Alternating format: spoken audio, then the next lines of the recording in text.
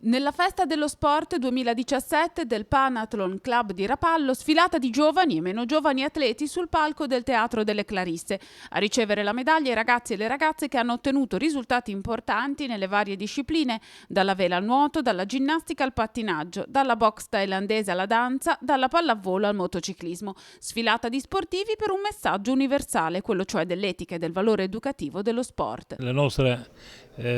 funzione è quella di sollecitare in qualche modo e mettere in evidenza tutte le varie attività che si svolgono nel territorio, diciamo, del club, e soprattutto cercare di stimolare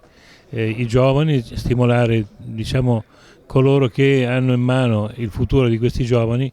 a finalizzare lo sport anche a un fair play, anche a un senso dell'amicizia, anche a un rispetto che poi deve accompagnarli per tutta la vita. Nel corso della premiazione il sindaco Carlo Bagnasco ha annunciato che, sblocco dei fondi permettendo da parte del governo centrale, nel 2017 sarà avviato l'iter per la costruzione del nuovo palazzetto dello sport cittadino. Il nostro obiettivo è 2017 la progettazione per poi iniziare magari i lavori o fare gli stanziamenti economici che serviranno appunto per iniziare questo importante cantiere a Rapallo, nella zona del Poggiolino, un palazzetto dello sport che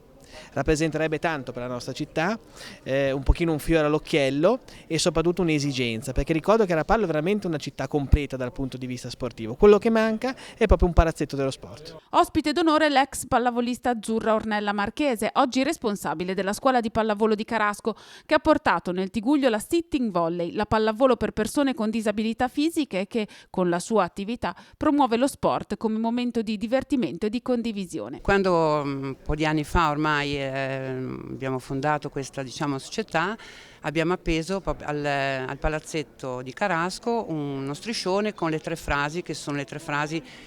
che portano avanti, diciamo, alla base del nostro progetto, che sono incontrare amici, giocare a pallavolo e aiutare gli altri.